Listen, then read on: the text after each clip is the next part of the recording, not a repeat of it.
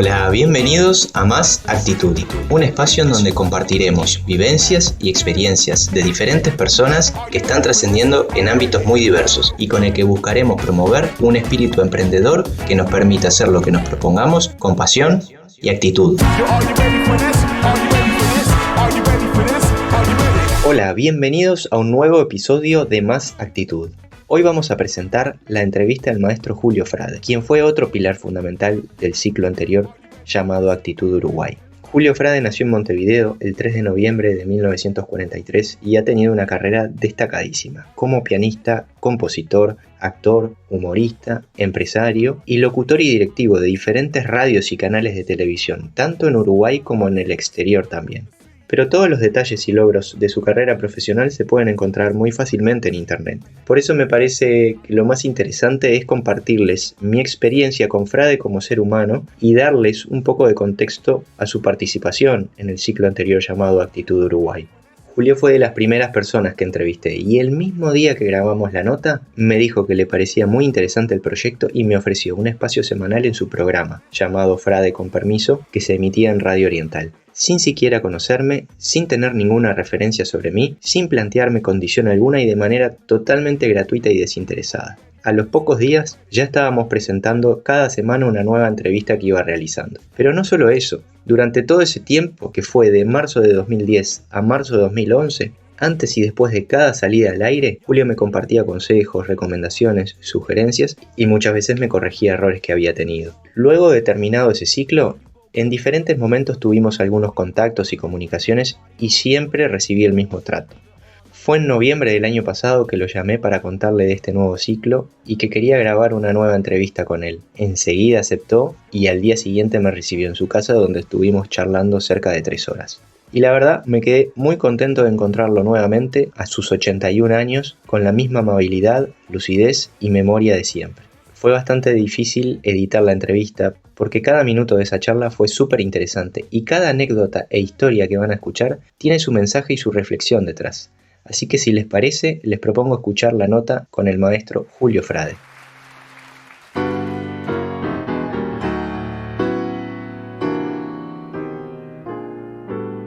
Muy bien. Primero, estoy encantado de encontrarme con un viejo colaborador de hace muchos años, porque son 14 años, y allí trabajaste conmigo en el programa Frade con Permiso. Es verdad. Haciendo estas cosas lindas que son estas notas personales a diferentes personalidades, y realmente fue muy bueno recibir tu mensaje y estoy a la orden para grabar lo que tú quieras.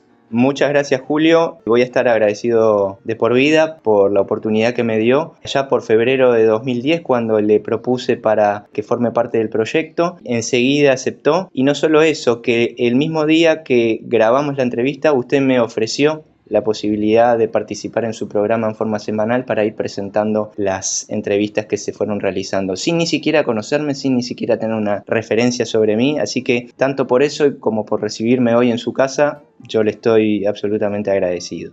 Son más de 65 años de músico profesional, pero además ha sido director musical, que ya es otra cosa, ha sido también actor, gerente y directivo de varios canales aquí en Uruguay y en otros países, y también empresario. Y creo que hay un montón de cosas lindas para charlar. Yo sé que usted es una persona muy creyente, siempre ha sido muy agradecido a Dios, y lo que me gustaría preguntarle es si usted cree en algún punto que Dios le ayudó a escribir el guión de su vida. Yo te voy a decir qué es lo que creo. Yo me di cuenta recién después de los 30 años que el que me mandaba cosas y oportunidades era Dios. Yo hasta ese momento no lo había pensado, creí que era suerte, liga, no sé cómo llamarle. Pero un día dije, no, pero esto no viene de casualidad. Y ahora que pasaron tantos años, porque yo tengo 81 años, te digo que Dios te manda las cosas y si las haces bien y tenés éxito, a Él le gusta, le encanta y entonces hace que te mande más cosas después. Eso es muy bueno que lo sepan, porque el que se da cuenta que Dios le ha mandado algo y lo hace bien y con éxito, sabe que Dios le va a mandar más, porque es parte de ese juego entre nuestro Creador y nosotros.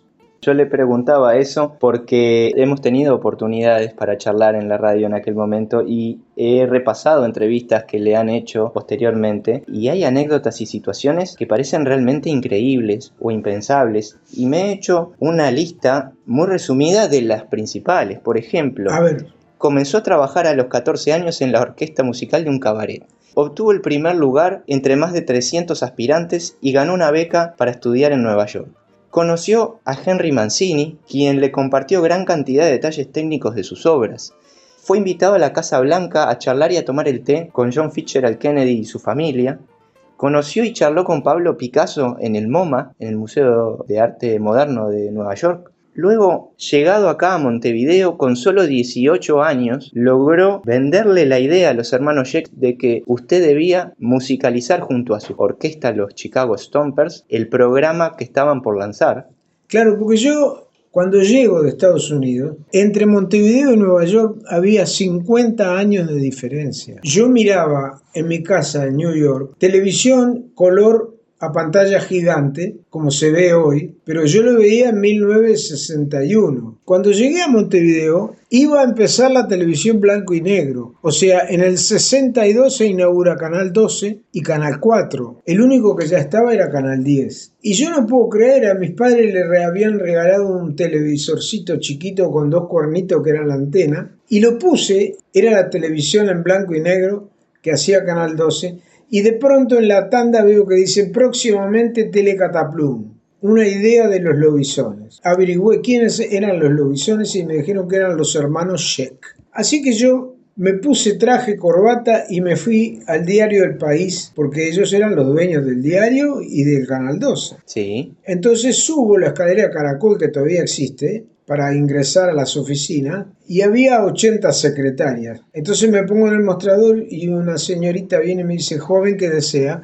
Le digo, hablar con los hermanos Sheck. ¿Cuál de ellos? Me dice, pues son 6. Ah, le digo, no sé, pero los que van a hacer algo que se llama Telecataplum. Ah, sí, Jorge y Daniel. Están en reunión ahora. ¿De parte de quién? Dígale que es Julio Frade, que acabo de llegar de New York. Dígales eso y que quiero hablar con ellos. A los 5 minutos viene la secretaria, que estaba más asombrada que yo, y dice, lo van a atender. Mira. Se ve que lo de decir que recién llegué de New York le sirvió. Fue un gancho muy importante. Y sí. Llega Daniel, me dice, joven, le digo, yo soy Julio Frade, recién llegué de New York y tengo algo para ofrecerle a Telecataplum. Dice, bueno, venga, acompáñeme al escritorio de mi hermano, que era Jorge, y así no repite 2 veces lo mismo. Me sientan adelante de ellos y yo digo, bueno, miren, yo sé que van a hacer un programa de humor y yo soy un experto en hacer música aplicada al humor. Y Jorge inmediatamente me dice, ¿y por qué usted es un experto? Porque yo podría ser un loco también, imagínate, diciendo eso. No tenía pinta de ser experto en nada. Le digo, porque yo seguí la trayectoria de la persona que hace para toda las películas de humor de Hollywood, hace la música y lo hace en base a música Dixieland, y yo tengo la mejor orquesta Dixieland de toda América del Sur, lo cual no era mentira. Hacía 2 años que estaba formado y tenía unos músicos que eran pero de primerísima división. Con decirte que todos ellos se jubilaron, el que no falleció se jubiló, en los primeros atriles de las sinfónicas del mundo entero, especialmente en Alemania, porque ahí fueron a dar ellos. Entonces dice, bueno, si es así como usted dice, el miércoles próximo a las 21 horas tenga su orquesta armada en el Centro de Artes y Letras. El Centro de Artes y Letras es lo que hoy es el Teatro del Centro. Y a las 21 horas yo tenía armado ahí a los Chicago Stompers. De repente empieza a entrar gente que yo no conozco. Espalter, D'Angelo, Jenny Trailes, toda gente que yo no conocía, Andrés Redondo, y que después iban a ser compañeros. Nosotros fuimos compañeros con ese grupo durante 61 años, una vida entera. Una vida entera. Entonces viene Daniel y se tocan un tema, tocamos un tema, todos aplaudieron, tocamos el segundo tema, y después del segundo tema se me acerca Daniel, dice, denme la mano, a partir de este momento ustedes son la orquesta estable del programa Telecataplum. Y ahí comienza la historia mía con la televisión, la de Berugo Carámbula, que era el guitarrista de la orquesta. Él no tenía ni idea de que iba a trabajar en televisión y que lamentablemente ya falleció muy joven con el mal de Parkinson, una enfermedad muy, muy embromada. Ahí me quiero detener y hacer un paréntesis en esa anécdota que usted comentó, cómo todo tiene que ver con todo, sobre todo por el hecho de que cualquier persona, sea de la profesión que sea, artista, deportista, empresario, debe saber cómo venderse a sí mismo, negociar y promocionarse a sí mismo y a lo que hace, porque usted logró venderle la idea que le den la oportunidad. Exactamente. En eso siempre. Por eso fue que a los 14 años yo debuto en un cabaret. Mis padres me querían matar. Fue el último cabaret que hubo en Montevideo. Yo tenía 14 años. El Embassy. Sí, se llamaba Embassy. Ese cabaret tenía un cartel, primer día que llego, que decía prohibida la entrada a menores de 18 años. Yo tenía 14 años y era el que acompañaba el show con la orquesta grande. Y salía del cabaret y entraba en el Liceo Rodó, que entraba a las 8 de la mañana. Impresionante. Del cabaret salía a las 4 y pico. Pero yo me quise ganar la vida con lo que era mi pasión, con lo que sabía hacer. Y tuve una buena idea, porque dije, si yo me puedo ganar la vida con lo que me apasiona, yo tengo que ser un hombre feliz, porque no estás trabajando en algo que no te gusta. No solo que te gusta, sino que te apasiona. Así que imagínate, y te pagan por hacer lo que vos querés. Tiene un ingreso. Claro. Entonces lo haces muy bien, realmente. Yo estudié mucho música, estudié acá, estudié en Nueva York, con los mejores del mundo. En eso Dios me debe haber dado una mano, pero yo en aquella época no me daba cuenta. Pero la verdad que Dios me ayudó muchísimo. Muchísimo, siempre. Y así es el título del libro, Gracias Señor. Gracias Señor. Que ya tiene 2 años. 2 años. Y para llegar a estudiar a Nueva York, usted se presenta a una beca. Mi mamá estaba leyendo el diario y me dice, mirá, vos que sos loco por eso del jazz, acá ofrecen una beca para viajar a Estados Unidos. Le saqué el diario de las manos. Y leo y decía que se ofrecían becas del American Field Service para viajar 1 año con todos los gastos pagos a Estados Unidos en un plan de intercambio de jóvenes. El American Field Service es una fundación que la armaron los enfermeros de la Segunda Guerra Mundial, porque después de ver tanto sufrimiento y trabajar en las ambulancias, dijeron, tenemos que hacer algo para que los seres humanos se conozcan mejor y no entren en esta cosa horrible que es la guerra. Qué maravilla. Entonces te pagaban 1 año para vivir en Estados Unidos con todos los gastos pagos y vos te recibías ahí de bachiller. O sea, era el último año de secundaria. Y yo fui a una high school, pero el examen había que darlo en un lugar que se llamaba la Biblioteca Artigas Washington, que quedaba exactamente frente a la jefatura, por la calle G. Yo me presento ahí, se presentaron 380 y pico, pero había 32 lugares. Pero al otro día, después que me presento, me llaman de la Biblioteca Artigas Washington, señor Julio Franci, mire, el jurado que le tomó ayer la prueba quiere hablar con usted. Entonces voy, me dice, dígame, ¿usted para qué quiere ir a Estados Unidos? Le digo, mire, sinceramente, para terminar mi año de bachiller, pulir un poco mejor mi inglés y secretamente yo quisiera pagarme por mi bolsillo estudios de música, porque yo soy músico profesional. Yo en aquel momento ya era músico profesional. Ah, dice, porque le puede tocar en el medio del campo. No, dije yo, no, en medio del campo no. ¿Y a dónde quiere ir usted? Le digo, yo quiero ir a New York. Y se rieron los tipos. Dice, no le pide nada el cuerpo. Quiere ir a New York. Dice, mire, lo llamamos porque usted sacó muy despegado del resto el número 1.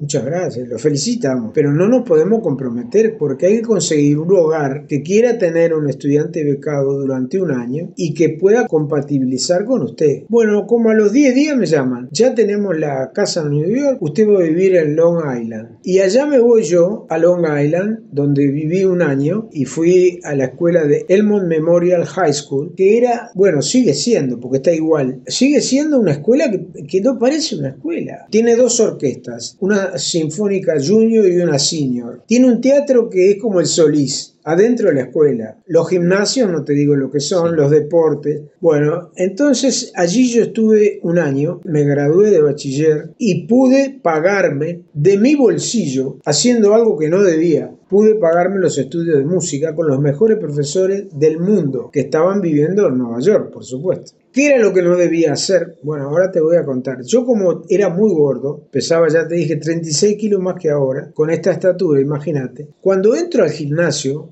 el primer día, porque las pruebas físicas son indispensables, veo que los tipos se subían en una cuerda hasta el techo y después bajaban con la cuerda. Si yo hago eso me mato contra el parqué. Después daban vueltas carnero en unos colchones. Si yo hago eso me desnudo. Entonces yo tenía que inventar algo urgente. Y había un señor con una planilla que era como un coordinador. Le digo, mire, yo soy el estudiante becado. Sí, ya lo conocemos. El año pasado todos pusimos en la colecta para que usted viniera. Fíjate cómo era la cosa. Le digo, esto no lo tengo autorizado. ¿Qué es lo que no tiene autorizado? Hacer estos ejercicios. Yo no los sé hacer y no los puedo hacer. Pero es por razones de salud. Sí, claro. Entonces llego yo a ver al médico y le digo, mire, yo no tengo permitido hacer este tipo de ejercicio. El tipo me dice, a ver, déjeme ver, y me prueba los reflejos en las rodillas, a ver, saque la lengua, y me dice, mirá, vos no tenés nada. El tipo era muy vivo. Le digo, pero yo no puedo hacer esos ejercicios, yo me mato si hago eso. Pero es que yo no te puedo dar, nunca jamás le dimos a nadie autorización para no hacer educación física. Bueno, dice, mirá, yo te voy a dar, porque sos becado y no sos de acá, te voy a dar la autorización. Y me hace un papel certificado donde dice que yo estoy autorizado a no hacer educación física y dice por una enfermedad llamada obesity. Entonces estuvo muy bueno porque yo aproveché, porque me dijeron, bueno, ahora tiene que tomar una cantidad de materias para suplir las horas que no va a hacer educación física. Claro. Vaya a la oficina del principal, que es el director, y vaya pensando qué materias va a tomar. Y yo carburé rápidamente y dije, yo voy a tomar todo tipo de idioma que tenga que ver con lenguas latinas y digo, y voy a tomar música. Entonces todas las horas que yo tenía sobrantes las puse en música y voy al departamento de música. Viene el director, que era Mr. Gilman, tocaba el saxo y me dice, joven, yo quiero estudiar música acá en el departamento. Bueno, muy bien. ¿Qué instrumento quiere estudiar? El saxo barítono. Tipo me dice, ¿por qué saxo barítono? Le digo, porque me encanta Jerry Mulligan. Ah, dice, vio qué bien que toca. A él le encantaba. Claro. Abrió un placar que era de pared a pared. Había no menos de 100 saxos nuevos. Me pone un barítono y me enseñó la escala. Y me dice, pero ¿vos de qué país sos? De Uruguay. ¿Y ahí nieva? No, vos no podés caminar 11 cuadras cuando nieve con este peso. No tocás otra cosa más fácil, la guitarra, el piano. Yo ya era músico profesional. Claro. Le digo, bueno, yo el piano lo puedo tocar. Me lleva a un piano, me pone una partitura y dice, toqué, y el tipo se me acerca y me dice, ¿vos sos músico profesional? Y yo le digo, sí, soy músico profesional. Dice, pero ¿por qué no me lo dijiste? Bueno, vas a tener todas las horas que necesitas para completar, pero vos no vas a estudiar. Vos estás al nivel nuestro, de los profesores. No, vos vas a ser el pianista de la banda de jazz, el pianista del coro senior y el pianista de la sinfónica senior. Y yo ahí me dio trabajo. Entonces yo, en la parte de música, me sentaba en la sala de profesores, con los profesores, y hacía mi trabajo. Pero yo hacía un trabajo de profesor. Claro. Entonces, el subdirector, que se llamaba Sal Scala, tocaba la trompeta. Y a los 15 días que yo estaba ahí, me llama a mi casa y me dice, Julio, we've got a gig next Friday. Can you make it? ¿Sabes lo que quiere decir? Tenemos un pique el próximo viernes. ¿Podés venir? Sí. Y yo le dije, sí. Y me dice, tenemos $50 para cada músico y no es mucho tiempo, es breve. Bueno, así que yo hice trabajo de músico. Y a partir de ese momento te puedo contar 1.000.000 de cosas que me sucedieron en la vida, que son todas cosas que Dios me mandó y que yo lo descubrí después. Uh-huh. Cuando entro en la universidad, porque mi madre me dijo que me iba a morir de hambre siendo músico, estaba muy equivocada, y que hiciera la carrera, la que yo quisiera, y decidí hacer abogacía. Entonces, el primer examen que me toca dar es Derecho Romano, con el profesor italiano Blas Rossi Masella, doctor Blas Rossi Masella, un experto en derecho romano. Saco la bolilla 8, la lex Aquilia, la ley Aquilia. Y fíjate cómo estaría, porque desinhibido totalmente, y digo, si el jurado me lo permite, porque eran 3, estaba mi profesor y 2 más, el profesor Meyer Martínez y otro.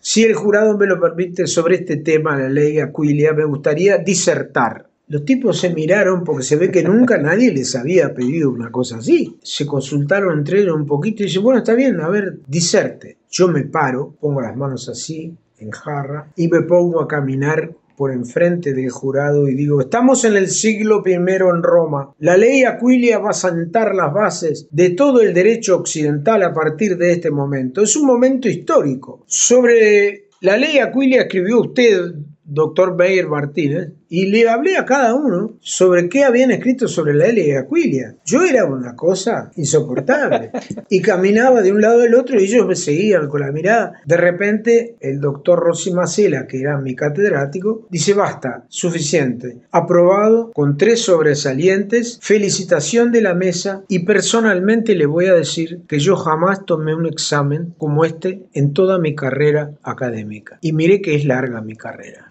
Pasaron 6 años, que no son pocos. No, para nada. Yo todavía era soltero y atendía el teléfono en la casa de mis padres. Atiende el teléfono y dice: hola, el señor Julio Frade. Yo digo: sí, es el que está hablando. Acá habla el doctor Blas Rossi Macela. Profesor. Y me dice: ¿se acuerda de mí? Le digo: pero inolvidable. Dice: yo nunca me pude olvidar de usted. Le reitero lo mismo que le dije el día del examen. El examen más impecable que tomé en toda mi carrera fue el suyo. Yo nunca tomé un examen como ese. Y ahora soy presidente del Rotary Internacional y le quiero ofrecer una beca para viajar a Estados Unidos a estudiar solamente música, porque usted es un gran músico y se lo merece. Y yo lo sigo a usted. Venga mañana por mi oficina del Palacio Salvo. Al otro día fui a la oficina. Y claro. A los 3 meses estaba viajando a Cleveland, Ohio, donde fue mi segunda beca para estudiar música a Estados Unidos. Y ahí es donde conoce a Henry Mancini. Ahí lo conozco a Henry Mancini, porque los rotarios, el tercer fin de semana me dice: ¿está contento con la beca? Le digo: muy contento, porque era así la beca. Sábado y domingo vivíamos en un hotel 5 estrellas, que se llamaba Hollenden House, un hotel precioso. Pero de lunes a viernes vivíamos en la casa de un músico muy bueno y muy conocido del condado de ahí, que ahí había muchos músicos. Y vos aprendés muchísimo. Sin duda. Pero le digo: yo estoy conforme con la beca. Los rotarios me preguntan: pero no del todo. ¿Por qué? Porque vi que dentro de 3 semanas Henry Mancini va a dar un concierto acá en Cleveland.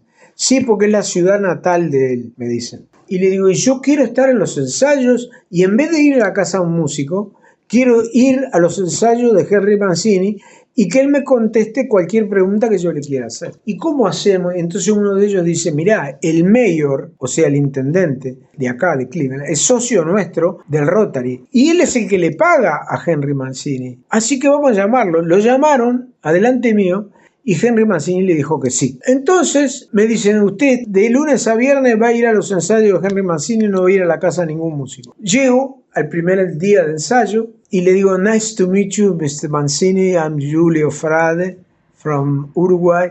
El tipo me mira de arriba abajo, yo me quedo con la mano estirada y él no me da la mano. No me habló nada, no me dijo ni hola, nada. Se fue. Entonces mi cabeza empezó a trabajar. Este tipo quiere que yo me vaya, pero yo no le voy a dar el gusto, porque si él le dijo que sí al que le paga, yo sé cómo son los norteamericanos. Cumplen la palabra a rajatabla. Tienen que cumplir la palabra a rajatabla. Lo hacen. Entonces, cuando llega el momento del ensayo, eran 160 músicos y Henry Mancini dirigiendo aquella orquesta, la Filarmónica de Cleveland. Yo al lado del atril de él, pegado. Entonces, cuando hacía un parate, yo me le metía en el atril y le digo: dígame, Mancini, acá usted con los trombones hace un drop 2 para que suenen más grandes. Y él me miraba con cara de furia y me decía: efectivamente, usted esto sabe. Entonces no dejó de contestarme una sola pregunta. El 5.º día, el viernes, último día de ensayo, porque el sábado era la función, de repente me dirige la palabra. Me dice: ¿de qué lugar de Uruguay es usted? De Montevideo. Ah, me dice, es linda, muy linda ciudad, pero a mí me gusta más Punta del Este.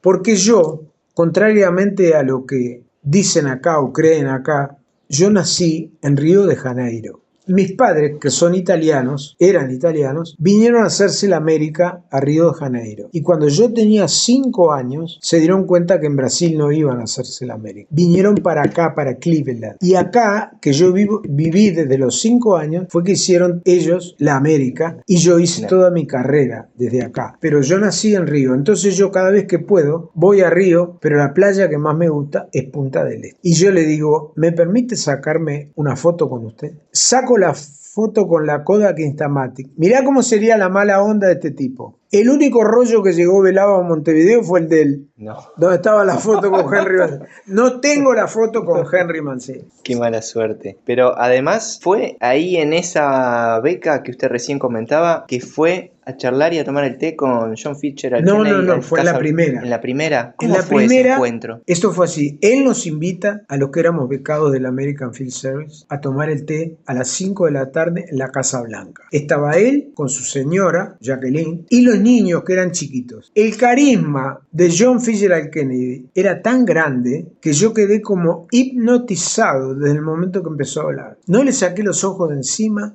Y era un carisma que transmitía algo. Por eso lo mataron. Lo mataron porque no lo podían manejar. Te convencía de lo que fuera. Pero claro, era inmanejable. Y por eso mataron al hermano, porque tenía la misma característica. Eran gente que tenían una decisión. Además hacían las cosas. Ingobernables, además. ¿No? Ingobernables. Nadie les podía mandar una orden ni mandarle nada. Además lo que les parecía era lo justo y lo necesario. Y después, Julio, también en la primera beca donde usted va a estudiar a Nueva York, usted se encuentra con Pablo Picasso en el MoMA. Sí, porque te voy a contar, la familia donde yo vivía eran una gente de una cultura, pero de música no sabían absolutamente nada. Ahora, de artes plásticas, pintura, escultura, de eso sabían todo. Es más, lo que yo aprendí con ellos es hasta el día de hoy lo mejor que sé, porque yo ahora entro a un museo y te digo, estos son impresionistas franceses, el de las bailarinas de ballet se llama Degas, estos son holandeses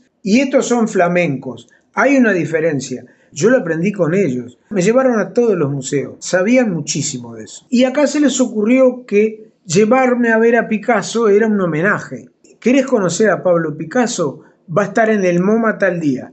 Llegamos, habría unas 200 personas, yo estaba sentado en primera fila, aparece don Pablo Picasso, saluda como si fuera un músico que va a dar un concierto y tenía solamente acá en la mano ¿Carbonilla? Una carbonilla, exactamente. Porque el tipo agarra, saluda y después agarra aquel pincel que parecía una carbonilla, era un pincel, y de un solo trazo se recorrió toda una pared blanca que tenía atrás y la fue pintando con aquel color negro. ¿De un trazo? Sí, y cuando termina acá por el lado bajo, derecho, firma Pablo Picasso y pone el año, 1961. La gente estalló en un aplauso. ¿Y sí? Lo vi hacer una obra de arte. Era un showman. Era un showman. Entonces, mis padres le dicen que yo soy de Uruguay. Me dice, ¿de qué lugar de Uruguay? Le digo Montevideo. Ah, dice, qué ciudad tan linda. No te vayas nunca de ahí. Aunque trabajes donde trabajes, no te vayas nunca. Y vos sabés que yo he trabajado en 40 países y nunca me fui de Montevideo. Y gracias a Dios siempre pude trabajar en el exterior viviendo en Montevideo. Yo con los programas humorísticos los hice en Buenos Aires y en Chile. Ajá. Y en Montevideo. Pero con la música en el mundo entero. En el mundo entero. Y ya te digo, con un estándar espectacular porque yo en todos lados que fui me fue bárbaro, no bien. Qué lindo, qué lindo. Julio, de su vida como actor, ¿cuáles son los recuerdos más relevantes o que más satisfacción le dieron? El gran éxito en Buenos Aires fue Abelardito, un niño maldito que hacía yo, en 1963 en Canal 13 con los cubanos, que era como trabajar en Hollywood, porque eran cubanos que se habían ido de Cuba y se fueron y compraron Canal 13 en Buenos Aires. Tenían una tecnología y un savoir-faire increíble, era Hollywood. Que ese es su primer personaje, ¿no? También personaje. En Telecataplum. Sí, que lo inventamos con D'Angelo. D'Angelo me dijo que nosotros éramos Abbott y Costello, porque él soñaba con el cine de Hollywood. ¿D'Angelo es el que lo convence de actuar? Sí. Pero nosotros, en Argentina y en Chile, no hacíamos nada que tuviera que ver con política. Claro. Pero en Montevideo sí. Y acá hacíamos de Calegrón. Sí. Y el gran éxito de toda mi carrera como actor, sin lugar a dudas, fue El Chicho. El contador. El contador. El Chicho tenía 54 puntos de rating. Qué impresionante. La que mide el rating Ibope, que es brasilera, le dijo a los otros canales que si no prendían las señales daba lo mismo, porque nadie los veía. Todo el mundo veía el Chicho. 54 de puntos de rating es rating total. ¿Ese personaje lo hacía junto con Almada, puede ser? Sí, éramos sketch. Almada y yo. Sí. Éramos admiradores del régimen de facto. Bueno, yo sufrí amenazas. Recuerdo que usted contó. Sí. Yo sufrí amenazas de muerte. Todavía no había vuelto la democracia. No, claro. Era el régimen de facto. Sí. Y después le tocó trabajar en ATC, en Argentina. Fue el mejor canal de televisión del mundo en su momento. Y yo fui nombrado director musical y además trabajaba, el programa se llamaba Comicolor. Y cuando entro, yo tenía hasta 40 músicos autorizados para grabar las bandas de sonido. Yo grababa para Andrea del Boca los musicales de los teleteatros. Y el técnico, que era el Chango Benítez, me dice: maestro, usted va a tener el privilegio de ser el primer músico de toda Sudamérica que va a grabar digital. Le digo: bueno, qué bueno. Yo no sabía lo que era digital, pero yo no se lo podía decir, porque iba a quedar como un paisano. Y yo grabo una vez, 2 veces, 3 veces, y yo seguía sin saber que era digital. Hasta que un día, que estoy adentro del control, me doy cuenta que no usaban cinta. Y digo: tiene que ser esto digital. No usan cinta. Y grababan con la computadora. Bueno, pero en aquella época... Claro, era la novedad, seguro. Yo no lo sabía. Sí, yo no lo sabía. Y volviendo acá, usted en la década del 90 toma la dirección de lo que es el Canal 5, de lo que era el Canal 5. Sí, porque Luis Alberto Lacalle, pero el papá, entra en la presidencia, me llama y me dice: mira, Frade, te voy a ofrecer la dirección de la TV Nacional. Es el Canal 5 con todas las repetidoras del interior. Así que me nombró director de Canal 5 y de todas las repetidoras. Y yo fui el director del Canal 5 durante el periodo del presidente Lacalle, padre. Y ahí se impone la programación en la mañana. Exactamente. Yo empiezo el Canal 5 a las 8 de la mañana y todos los canales empezaban a las 3:30 de la tarde, porque había habido restricciones. Por energía, ¿no? Por tema de energía. Exacto. Entonces me llaman los directores de todos los canales, porque me conocían si yo trabajaba en los canales. Pero vos estás loco, dice: ¿qué estás haciendo? ¿Qué nos querés fundir a todos? Le digo: no, yo voy a empezar temprano. Ustedes hagan lo que quieran, yo voy a empezar temprano. Entonces empiezo, y al primero que le cambio todo el sistema es a Puglia. Porque Puglia hacía un programa a las 11 de la noche que se llamaba A la Mesa con Puglia. Yo le digo: mirá, vos sos un gran cocinero, sos un gastrónomo, vos vas a ir todos los días a las 10 de la mañana y vas a enseñar cocina, que es lo tuyo. Y va a ser un programa de 1 hora y media. Y ahí hizo una carrera, un carrerón, hasta el día de hoy. Y al otro fue a Lopecito. Hacía Americando en la radio. Y le iba muy bien. Le digo: vos vas a hacer lo mismo que haces en Radio Rural, acá en la televisión. Y Americando fue un éxito hasta el día de hoy. Hasta el día de hoy. Y después, otra situación súper interesante fue cuando Adela Reta lo felicita por su invitación a ella. Yo estaba tocando en una fiesta en Quibón y viene el metre y me dice: Frade, te llaman de una mesa, quieren hablar contigo. Te advierto que es la doctora Adela Reta. Y yo la imitaba, me vestía como ella y salía. Entonces llego a la mesa y digo: buenas noches. Y ella me dice: mire, Frade, porque ella hablaba así, yo lo quiero felicitar a usted porque usted, la imitación que hace mía es buenísima. Y se lo voy a decir porque los niños siempre dicen la verdad. Yo estaba mirando el programa de ustedes con mi sobrinita y estábamos viendo y de repente sale usted disfrazado como si fuera yo y mi sobrinita dice: mirá la tía, se da cuenta que si mi sobrina dijo eso, usted es un fenómeno, porque ella se creyó que usted era yo. Entonces fue muy bueno recibir eso, pero eso me valió que un día me llamó Julio María Sanguinetti, que estaba ya en su segundo mandato. Me dice: mirá, Frade, te llamo, pero desde ya te digo que lo que te voy a pedir no me podés decir que no. Le digo: no, espere, porque dígame qué me va a pedir. No, yo te voy a pedir algo que vos no me podés decir que no. Le vamos a hacer un homenaje a Adela Reta por los 50 años de actividad política. Va a estar todo el gabinete, todo el gobierno en una mesa, es en Quibón, la fiesta.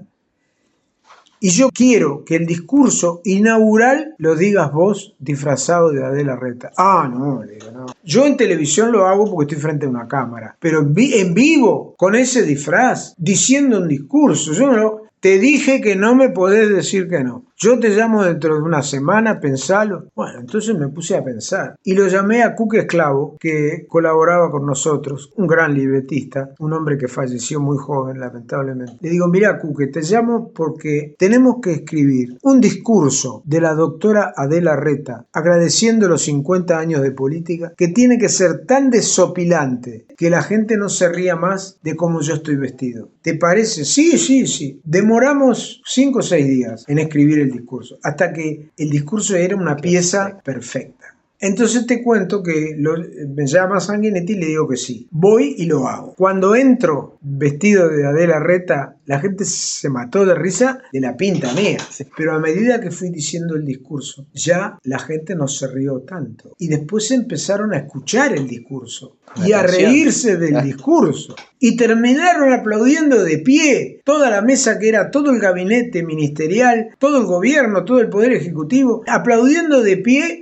Son cosas increíbles. Sí. Cosas increíbles. Después también usted tuvo emprendimientos en Punta del Este. Usted está al frente de la FUSA en una época. Bueno, eso fue otra historia. Mi papá y mi mamá tenían un apartamento muy lindo en el edificio Ilea Gorriti. Y un día lo veo preocupado, papá, y le digo, ¿qué es lo que te pasa? Entonces él me cuenta que le había prestado dinero a una gente, argentinos, y que tenían un encuentro con el escribano. Dice, y creo que esta gente no me va a pagar eso. Entonces yo lo acompaño a papá a la escribanía, y cuando llegamos me encuentro con un amigo mío, el Coco Pérez. ¿Pero qué haces acá? ¿Y cómo? Dice, yo soy Julio Frade. Mi papá se llama Julio Frade. ¿No se te ocurrió que nos llamamos de la misma manera? Pero y vos sos el hijo, sí. Era pianista, Coco Pérez. Un muy buen pianista argentino, de jazz. Dice, no, entonces espere que vamos a hablar aparte. Y nos vamos para la habitación de al lado y me dice, mirá, te tengo que decir que a tu papá no le podemos pagar. No tengo la plata. Entonces yo le digo, bueno, Coco, pero vamos a ver si lo solucionamos. Vamos de vuelta con el escribano. Digo, bueno, yo he pensado una solución. La deuda a papá se la pago yo, pero yo me quedo como dueño del local de la FUSA y acá me van a firmar un documento diciendo que a partir de este momento la FUSA de Punta del Este es mía, no es de ninguna otra persona. Que sigan con la de Mar del Plata y con la de Buenos Aires, porque tenían en ambos lados. Y ellos aceptaron. Y a partir de ese momento yo fui el dueño de la FUSA. Entonces te cuento que yo tuve allí desde Vinicius, Alex Luthier, tuve, yo qué sé, cosas muy buenas. Claro. Pero lo gracioso de esto, desde la terraza de mi papá, del apartamento de mi papá en el bloque A, con unos prismáticos, yo miraba a la gente que entraba en la FUSA y sacaba la cuenta porque estaba trabajando a porcentaje. Claro. Con los que iban a trabajar en la FUSA. Y jamás tuve diferencia ni de una entrada. Mira, lo cual te muestra la honestidad de la gente que trabajó de la gente que trabajó ahí. Son historias, sí, ¿no? Sí, qué chico que Bueno, te voy a contar la de José Pedro Varela. Sí, claro. Resulta que el presidente era el coronel Lorenzo Latorre y le encarga a José Pedro Varela, que no era de su mismo sector político, la reforma de la educación, porque José Pedro Varela era un experto en eso. Cuando José Pedro Varela le dice al presidente Lorenzo Latorre que se estaban quedando sin maestros, entonces Lorenzo Latorre le pidió al gobierno de España. Y el primer maestro que mandan desde Galicia es José Frade, mi bisabuelo, que llega al puerto de Montevideo. Ese fue el primer Frade que llega a Uruguay. Claro. Llega al puerto de Montevideo, lo estaba esperando José Pedro Varela y le dice, mire Frade, usted va a ir a la cuarta sección del departamento de Maldonado, a un lugar que se llama Pueblo Edén. Es un lugar que no tiene escuela y usted va a tener que hacer construir la escuela. La escuela de Pueblo Edén actual la hizo mi bisabuelo y ahí se generó la familia Frade, que es una sola familia en Uruguay. Yo espero que si conoces otro Frade sea una buena persona. Entonces, los Frades son una sola familia, somos todos originales de Pueblo Edén. Y hace 3 años, o de repente un poquito más, un día me llaman por teléfono, me dice el señor Julio Frade, sí, mire, yo soy el alcalde de Pueblo Edén. Así que vamos a hacer una fiesta que son los 100 años de Pueblo Edén y usted va a ser el invitado de honor. La caballería gaucha va a desfilar para usted, pero usted no me puede fallar, porque si usted me falla, no, le digo, ¿cómo le voy a fallar? Voy a conocer Pueblo Edén. La verdad, quedé encantado de conocer Pueblo Edén. Estuvo emocionante, quedé muy feliz de haber ido, vi la escuela que hizo mi bisabuelo, vi todo, y los Frades todos son originales de ahí, de Pueblo Edén. Una sola familia. Impresionante. Así que fíjate cuánta cosa tan linda que yo pude vivir. Julio, le quiero agradecer nuevamente por recibirme en su casa hoy, por compartir todas estas anécdotas. Es siempre un placer para mí charlar con usted y le hago una invitación para cualquier día, momento, situación en la que quiera pasar por este espacio para compartir lo que usted quiera compartir. Realmente fue muy bueno recibir tu mensaje y estoy a la orden. Hasta muy pronto.